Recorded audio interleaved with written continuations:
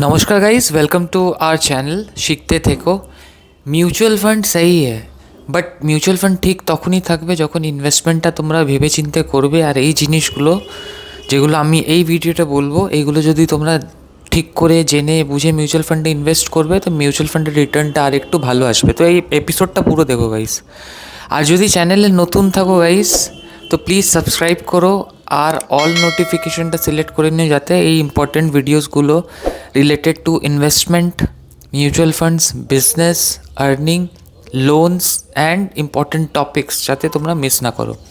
So guys, mutual ফান্ডে আমরা সবাই ইনভেস্ট করি বিভিন্ন অ্যাপের মাধ্যমে। অনেকজন ডাইরেক্ট ইনভেস্ট করে থ্রু অ্যাপ, অনেকজন হয়তো নিজের কোনো এজেন্সির থ্রুতে ইনভেস্ট করে, যাই করে না কেন। কিন্তু কিছু বিষয়ে আজকে আমি এই ভিডিওতে তোমাদের বলবো যেগুলো খুব ইম্পর্টেন্ট, তোমরা ভেবেচিন্তে এই জিনিসটা করো। সবচেয়ে আগে guys, mandate, mutual fund mandate দেওয়ার আগে, মিউচুয়াল ফান্ড ম্যান্ডেটটা কী হয় গাইস, যখনই আমরা এসআইপি স্টার্ট করি গাইস, আমরা কিন্তু একটা ম্যান্ডেট দিই কি একটা পার্টিকুলার তারিখে, সাপোজ করো ফর এক্সাম্পল 5 তারিখ কি 10 তারিখ তোমার অ্যাকাউন্ট থেকে অটোমেটিক টাকাটা কিন্তু ডিডাক্ট হবে। আর সেটা গিয়ে কোথায় গিয়ে ইনভেস্টেড হবে? এএমসিতে, অ্যাসেট ম্যানেজমেন্ট কোম্পানি। যেই মিউচুয়াল ফান্ড হাউসই তোমরা সিলেক্ট করে থাকো, কোনো লার্জ ক্যাপ হতে পারে বা কোনো স্মল ক্যাপ হতে পারে বা কোনো মিডিয়াম ক্যাপ হতে পারে, যে কোনো মিউচুয়াল ফান্ড হতে পারে। কিন্তু যখন তোমরা অটো ম্যান্ডেট দিচ্ছ গাইস, তোমরা একটা ফর্ম সাইন করে দিচ্ছ কি প্রত্যেক 5 তারিখে অমুক ডেটে আমার অটোমেটিক এই ব্যালেন্সটা কেটে মিউচুয়াল ফান্ড হাউসে যাতে ইনভেস্ট হয়ে যায়।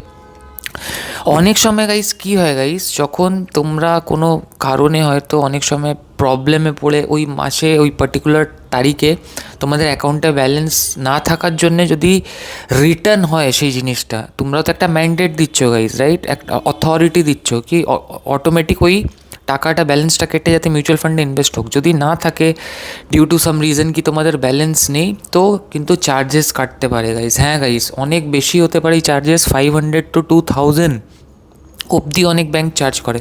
তো এটা নিশ্চয়ই নিজের ব্যাংকের সাথে ডিসকাস করে নিও কি অমুক মিউচুয়াল ফান্ডে আমি ইনভেস্ট করছি, যদি টাকাটা আমি মিনিমাম ব্যালেন্স না মেনটেন করতে পারি ওই দিনে, তো কি আমার কোনো চার্জেস কাটবে? সো মেক শিওর দ্যাট, ঠিক আছে? যদি না হয় তো তোমরা অনেক টাকা লস খেয়ে যেতে পারো। Number 2 guys, profile overlapping.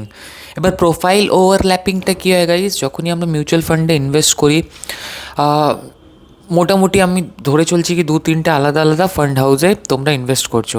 তো ফান্ড হাউসে কী কী স্টকে ইনভেস্ট করা আছে গাইজ একবার খুলে নিশ্চয়ই দেখা উচিত। ফর এক্সাম্পল আমি বলছি, তোমরা একটা হয়তো মিড ক্যাপে ইনভেস্ট করলে, যেটা হয়তো ম্যাক্সিমামটাই নিজের টাটা ক্যাপিটালে ইনভেস্ট করছে, রাইট? টাটা শেয়ারে, টাটার মিউচুয়াল ফান্ডে, মানে টাটার কোনো কোম্পানিতে ইনভেস্ট করছে।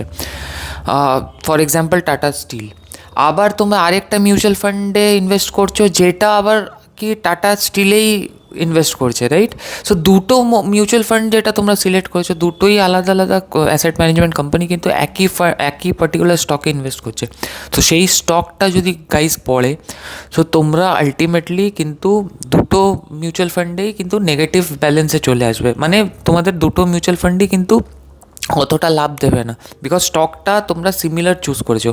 মানে ফান্ড এ যেটা তুমি ইনভেস্ট করছো এটাতেও যেই স্টক আছে, ফান্ড বিতে যেটাতে ইনভেস্ট করছো সেটাতেও সেম স্টক আছে। তো এটা দেখে চলো গাইস কি কমন স্টক না হোক, তাহলেই তোমরা কিন্তু একটা বেটার রিটার্ন এক্সপেক্ট করতে পারবে, রাইট? আর রিস্কটাকে একটু কম করতে পারবে। কি যদি টাটা স্টিল সাপোজ করো লস খাচ্ছে, তো দুটোই মিউচুয়াল ফান্ডে যদি তোমরা আলাদা আলাদা ইনভেস্টমেন্ট করে থাকো, তো হয়তো রিলায়েন্সের বা জিন্দাল স্টিল হয়তো প্রফিট করছে, আর একটা তোমার ফান্ড বিতে হয়তো জিন্দাল স্টিল আছে।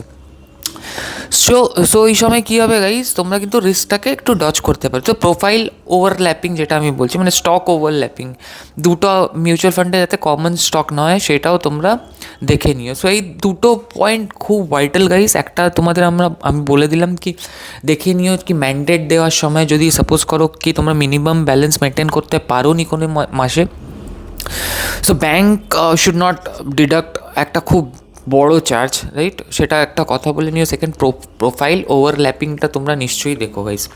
আর last but not the least, আমি একটা জিনিস নিশ্চয়ই বলতে চাই কি এখন মিউচুয়াল ফান্ডে ইনভেস্ট করাটা খুব ইজি হয়ে গেছে গাইস। বিভিন্ন অ্যাপ এসে গেছে, লাইক জিরোধা, লাইক গ্রো, যেটা খুব ইজি বানিয়ে দিয়েছে প্ল্যাটফর্মটাকে। এখন যে কেউ ইনভেস্ট করতে পারবে, বাট সাথেই একটা এটার একটা ডিসঅ্যাডভান্টেজ আছে। ডিসঅ্যাডভান্টেজ গাইজ কি, যত ইজিলি তোমরা ইনভেস্ট করতে পারবে তত ইজিলি কিন্তু টাকাটা উইথড্র করতে পারবে। তো সেই ক্ষেত্রে কী হয় গাইজ, ডিসিপ্লিনটা একটু ব্রেক হয়ে যায়, রাইট?